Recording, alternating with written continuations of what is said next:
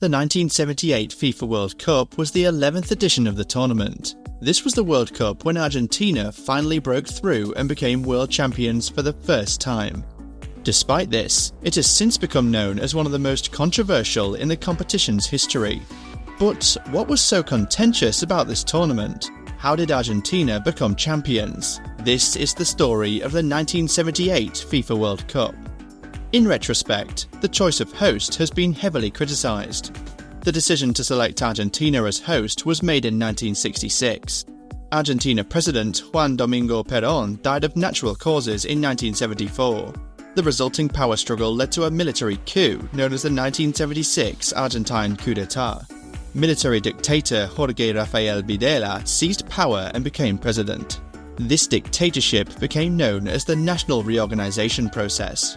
His reign became infamous due to high human rights abuses and economic mismanagement. In the 2 years leading up to the World Cup, many reporters and journalists raised concerns about the new regime. They reported that thousands of Argentinians had disappeared since Videla became president. French journalists wrote a manifesto: "We should not play soccer amid the concentration camps and torture chambers." A few months before the World Cup, Videla launched a campaign to silence any disapproval of the government. This led many teams and players to consider whether they should play at the World Cup. Johan Cruyff refused to take part. It was long believed this was due to the dictatorship, but he later revealed it was due to an armed robbery of his home, where he and his family were tied up, and he grew disillusioned with football. "I had a rifle at my head. I was tied up. My wife tied up. The children were in the apartment in Barcelona," he said to Radio Catalunya in 2008. West German Paul Breitner is the most known player to refuse to play in the tournament due to the dictatorship. Despite this, FIFA never considered changing the hosts. The FIFA president at the time, João Havelange, was a Brazilian. He took satisfaction that the hosts were South American. He told local press, "I'm among those that most depended on the hard work that your country undertook, and I haven't been disappointed. It fills me with pride. First from knowing that Argentina responded to the challenge, and second because I am also South American. We have achieved everything we proposed." On the pitch, Argentina was led by legendary manager César Luis Menotti, who sadly passed away on the 6th of May 2024. He was a charismatic figure who favoured attacking possession-based football. His Argentina team played in a 4-3-3 with a high defensive line, which limited the space for the opposition. In defence, they were led by captain Daniel Passarella, who frequently pushed forward to link up with midfielders Rubén Gallego, Osvaldo Ardiles and Mario Kempes. Up front, Menotti opted for fast and skillful wingers in René Hausmann and Oscar Ortiz. He then played Leopoldo Luque as a centre-forward. Menotti did receive criticism before the tournament for leaving out 17-year-old Diego Maradona from the squad. He explained that he was too young to handle the pressure. Before moving on to the main tournament, I would like to say thank you all for the support in the past few weeks.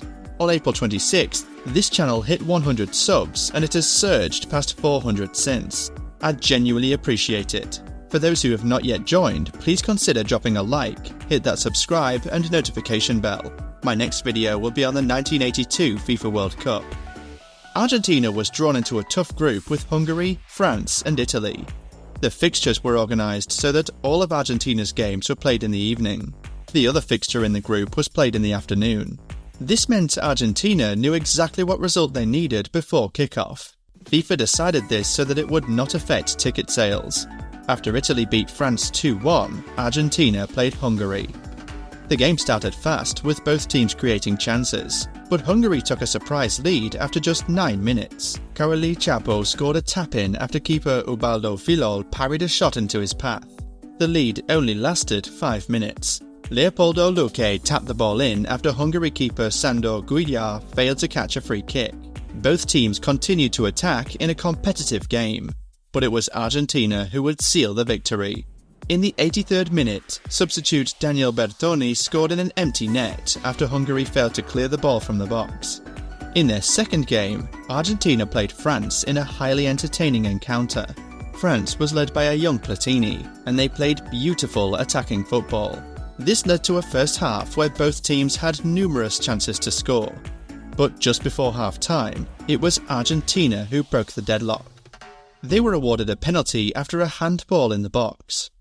Captain Passarella took responsibility and fired the ball into the bottom right corner. In the second half, France pressed for an equaliser and were rewarded in the 60th minute. Platini fired the ball into an empty net after a shot bounced off the bar. In the 73rd minute, Argentina regained the lead with one of the goals of the tournament. 𝐿𝐵 received the ball outside the box, and he chipped it before half-volleying the ball in the top corner. The crowd erupted in cheers as 𝐿𝐵 ran with arms outstretched. Despite France's best efforts, the game ended 2-1 for Argentina. Argentina versus Italy was now a match to decide the group winners. Both were on 4 points each, but Italy had a better goal difference. Argentina was the more attacking side, but Italy defended well and limited them to mostly long-range efforts. In the second half, Argentina continued their attacks, but Italy began to counter-attack effectively. It was Italy who would secure the winner in the 67th minute. Roberto Bettega played a nice 1-2 before slotting the ball into the bottom corner. Finishing runners-up arguably worked in their favour. The second round once again featured two groups instead of a knockout format. Argentina was in a group that contained Brazil, Peru and Poland. This was because both Peru and Poland had surprisingly finished top ahead of the Netherlands and West Germany respectively. Italy were in a group with the Netherlands, West Germany and Austria. Argentina games continued to be played in the evenings, which once again meant they knew the result of the other game in the group before kickoff. Their first match was against Poland. The Polish started the stronger of the two sides and had the better chances. Unfortunately, they failed to convert them into goals. Argentina made them pay as they scored after 15 minutes with their first clear chance.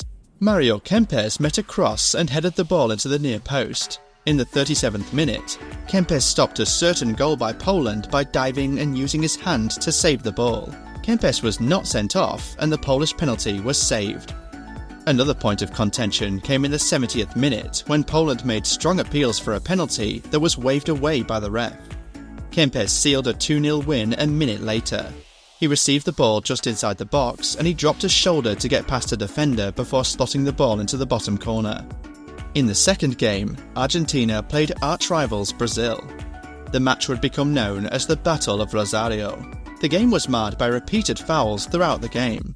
Both teams were more concerned with stopping the opposition rather than focusing on scoring themselves. The game would end goalless, meaning both teams went into the final game with 3 points. What followed in the third round of games is one of the most controversial in the history of football. Brazil played their final game with Poland earlier and won 3-1. This meant they had a commanding lead in goal difference plus a 2-point advantage. Argentina went into their game knowing they needed to win. But not just win, they needed to win by at least 4 goals to make it to the final. This Peru side was a good team. They had won the 1975 Copa America, so beating them by at least 4 goals was a considerable challenge. Incredibly, before kickoff, Argentina President Videla and former American Secretary of State Henry Kissinger visited the Peru locker room and spoke to the players. This is fact, but what happens next is heavily debated to this day. Some claim that Videla read a message from Peruvian dictator Francisco Morales Bermudez expressing the brotherhood between Peru and Argentina, but nothing else. Others are convinced that Peru players were threatened and were told to throw the match. Despite this, Peru started the game well. They had most of the chances and even hit the post. However, Kempes opened the scoring in the 21st minute, and from there, Argentina were on top. Peru completely collapsed between 43 and 67 minutes as Argentina scored 5 more times as they romped home 6-0. Kempes and 𝐿𝐵 both scored twice. Argentina was in the final, and Brazil were out despite being undefeated. Brazilians were furious. Their coach Cláudio Coutinho dubbed Brazil moral champions as they beat Italy to secure 3rd place at the World Cup. Peru player Juan Carlos Oblitas later said of Videla's presence, "His presence in the dressing room was terrible. Some of the younger players stopped changing to listen to him." Héctor Chumpitas also said, "He stood in front of us and gave a speech on what he called Latin American brotherhood and wished us luck." Videla was frightening. The final was held on the 25th of June at the Estadio Monumental in Buenos Aires. The Netherlands were once again in the final after losing in 1974. The start saw more controversy as the Dutch accused Argentina of stalling tactics.